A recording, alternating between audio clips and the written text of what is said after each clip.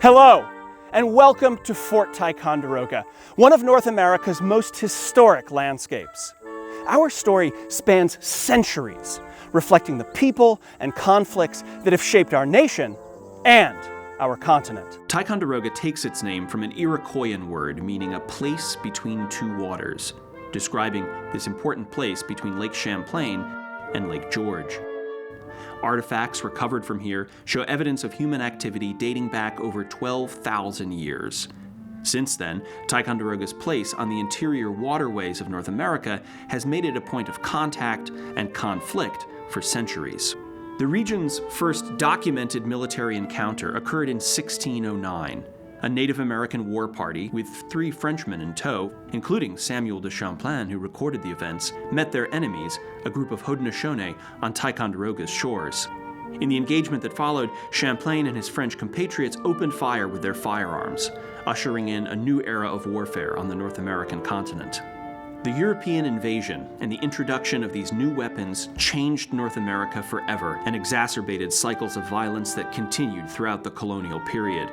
These conflicts culminated in the middle of the 18th century as the French and Indian War began.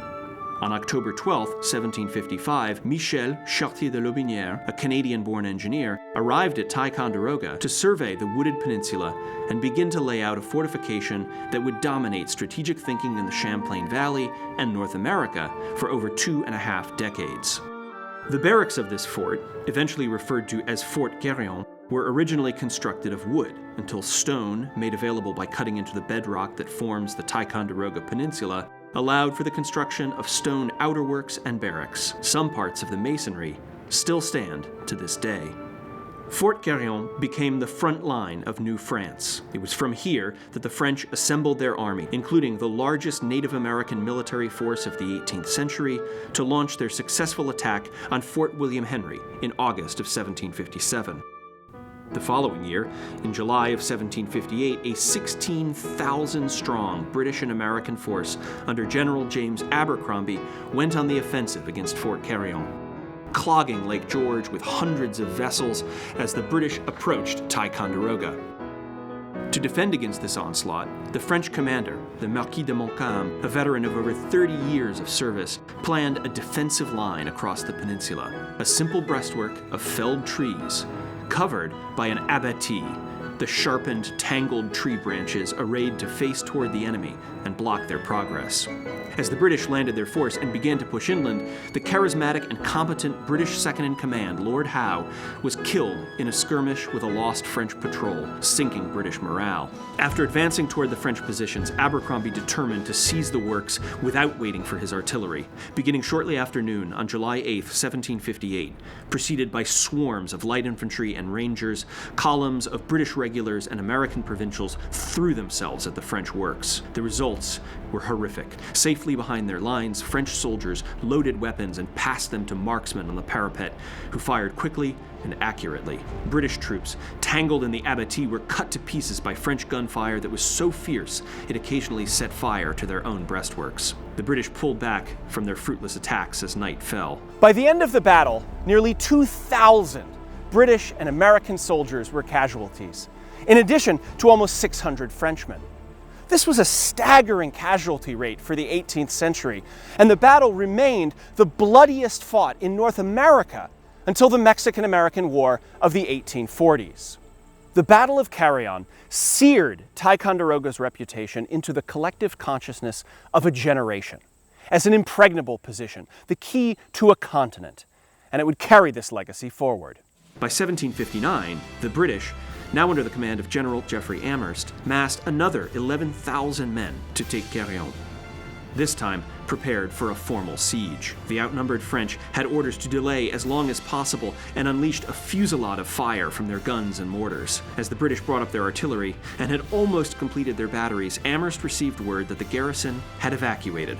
Around 11 o'clock, On the night of July 26, 1759, the southeast corner of Fort Carillon erupted from a fuse the French had set to their powder magazine, rocking the peninsula and eviscerating nearly a quarter of the fort. When the fire was finally under control, Amherst's army marched into Fort Carillon, renaming it Ticonderoga. And by September of 1760, Montreal had fallen and Canada was in the hands of the British. Even still, Ticonderoga remained garrisoned by a token force to help keep open lines of communication between the new British province of Quebec and New York. Even before the battles at Lexington and Concord in April of 1775 ignited the American Revolution, Ticonderoga's significance was clearly identified. With the opening of hostilities, the need for cannon was greater than ever, and the colonial governments of both Connecticut and Massachusetts authorized expeditions to capture the fort. Connecticut agents employed the Green Mountain Boys, led by Ethan Allen of what is today Vermont, to undertake the enterprise. And before the assault, they were joined by Benedict Arnold, coming from Massachusetts. Around 3:30 in the morning of May 10th, this joint command, with just over 80 men, surprised the British sentry and rushed in through the gate, over the dilapidated walls of the fort and into the parade ground, yelling "No quarter!" With no enemy fire, the men rushed into the buildings, dragging drowsy soldiers from their quarters. The garrison's commander, Captain William Delaplace of the 26th Regiment of Foot, was greeted at his door by the unlikely pair of Allen and Arnold, facing the reality that he had no option but to surrender. News of the capture, the first offensive victory by American forces, spread throughout the colonies, boosting American morale. It also provided a springboard for the expansion of the war. In August, the Continental Congress formally authorized an invasion into the province of Quebec. Ticonderoga was the staging point for this ambitious operation. On December 5th, 1775, a 25-year-old Boston bookseller named Henry Knox arrived at Ticonderoga with instructions from General George Washington to finally transport the cannon captured at Ticonderoga and elsewhere to the American army outside Boston. Knox assembled a train of 59 cannon, mortars, and howitzers, as well as flints and lead needed by the army, nearly 60 tons of ordnance.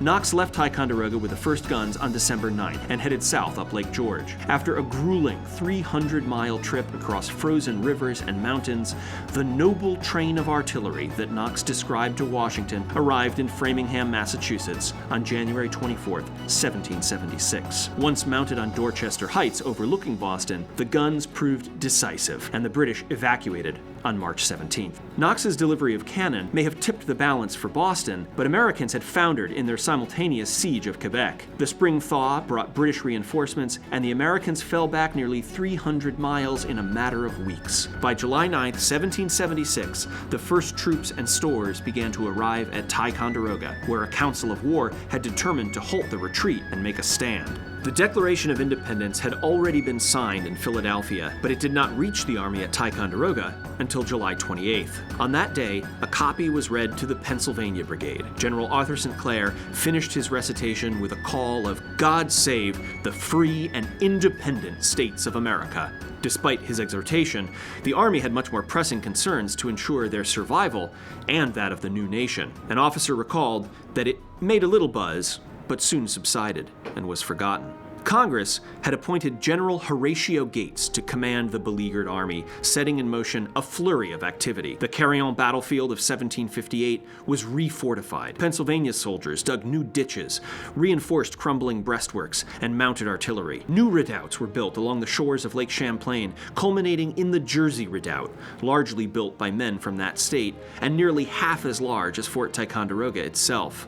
Across the water, Yankee soldiers cleared what the French knew as Cap Diamant, renaming it Mount Independence. It was fortified with miles of earthworks and batteries and armed with dozens of cannon. General Gates also began to instill a greater sense of military discipline, and by August, the deputy adjutant of the army, Lieutenant Colonel John Trumbull, reported to his brother that the troops now assume the look, the vigor, the spirit of men. By its peak in late October, this northern army totaled nearly 15,000 soldiers. It was the second largest force in the field after Washington's command, rivaling some of the largest cities in the rebellious colonies. By October, the British under General Guy Carleton advanced south. The British easily captured Crown Point, But in probing the American works at Ticonderoga, On October 28, 1776, they found not the shattered army that they had brushed out of Quebec that spring, but a large force positioned behind extensive fortifications,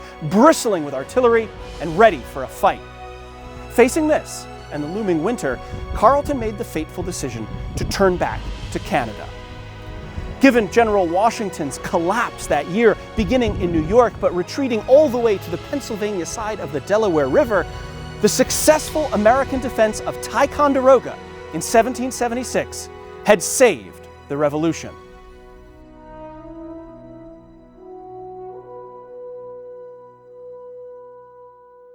After a long winter, General Arthur St. Clair returned to take command in June of 1777 and found the garrison substantially weaker, but still charged with defending the same extensive fortifications. Within days, St. Clair received intelligence that another British expedition was venturing south. Under the command of General John Burgoyne, nearly 10,000 British, German, Native American, and loyal colonial subjects advanced up Lake Champlain, hoping to reach Albany and cut the rebellion in half. Arriving at Crown Point on June 25th, the British began to approach the American lines. Their advance guard landed at 3 Mile Point in sight of Ticonderoga on July 1st. Skirmishing by British scouts and Native Americans drew the first shots of the expected siege. But prior to the appearance of the British troops, the Americans made the decision to consolidate on Mount Independence and moved artillery, men, and supplies to the Vermont shore. The American rear guard at Ticonderoga kept pressure on the British while this was underway. Meanwhile, the British prepared to cut a road to bring up the cannon that would seal the fate of the American positions. Against all expectations, they hauled cannon up Mount Defiance, overlooking the narrows of Lake Champlain, and prepared to build a battery that could fire on the American positions from above. Given the situation, the availability of supplies, the amount of troops, and the strength and position of the British forces, St. Clair summoned a council of war on the evening of July 5th. Presenting his subordinates with the possibilities, they agreed to an evacuation, which began in the early morning darkness of July 6, 1777. With news of the evacuation, the British advance guard sprung into action, nipping at the heels of the evacuating American troops. The last shots fired from Ticonderoga echoed from the cannon of the Jersey Redoubt as the defenses collapsed. Within hours, the fortresses at Ticonderoga had fallen to the British. For Americans, it signaled another low point in the war. But by preserving the army, St. Clair ensured that his Continentals would fight again. As the British continued south, they kept a garrison of German and British troops at Ticonderoga. On September 18th, American militia launched a surprise operation to envelop Ticonderoga. One wing, under the command of Colonel John Brown, who had been at the capture in 1775, met with initial success, capturing fully half the British 53rd Regiment and freeing hundreds of American prisoners. They also seized the guns on Mount Defiance and began a bombardment of the small garrison of the old French fort. Despite its initial success, Brown's attack quickly bogged down. They were unprepared for a formal siege, and the British categorically refused their demands for surrender. By dawn on September 23rd, British scouts determined the Americans were gone. Confirmation reached the garrison on October 20th that Burgoyne had surrendered to American forces near Saratoga, New York. Many of the American soldiers that had evacuated Ticonderoga in July were present to witness the British surrender. Now cut off, the British commander at Ticonderoga decided to pull back to Canada. Setting fire to wooden structures, the British left nothing of value for their adversaries, leaving the storied fortress in ruins. American forces did not return to Ticonderoga, and despite a brief British reoccupation in 1781, the fortresses here remained silent. In 1783, George Washington became perhaps Ticonderoga's first tourist, embarking on a tour of the northern theater of the war in which he had never served as the Revolution was winding down. After the Revolution, the remains of Fort Ticonderoga were transferred into the hands of the state of New York. By 1803, the grounds of the former military post were transferred by the state jointly to Columbia College, now university, and Union College. In 1820, a private citizen William Ferris Pell, a merchant in New York, purchased the land from the colleges. Pell fenced in the ruins of the old fort to protect them from scavengers, one of the earliest examples of historic preservation in the nation's history. He built a summer home on the shores of the lake, and by the time of his death in 1840, the structure, known as the Pavilion, was serving as a hotel, welcoming visitors on their tour of the natural and historic wonders visible at Ticonderoga. By the early 20th century, William Ferris Pell's descendants still owned the land, and the ruins continued to attract attention and visitors. In 1908, a meeting between Pell's great-grandson, Stephen H.P. Pell, and his wife, Sarah G.T. Pell, and an English architect named Alfred Bossum spurred the reconstruction of Fort Ticonderoga. Later that year, the Pells and Bossum formally embarked on the reconstruction, beginning one of the first projects of its kind in the country. Open to the public on July 6, 1909, the Fort Ticonderoga Museum has been in operation ever since. The museum has amassed an unparalleled collection of objects recovered from the site, as well as artifacts and archives from around the world that document the experience of war in the 18th century. Today, it stands as a National Historic Landmark, owned and operated by the Fort Ticonderoga Association, a private, not-for-profit educational organization. Fort Ticonderoga is a living link to the conflicts that have shaped North America, and a center for understanding the lessons of the past that continue to echo into the present.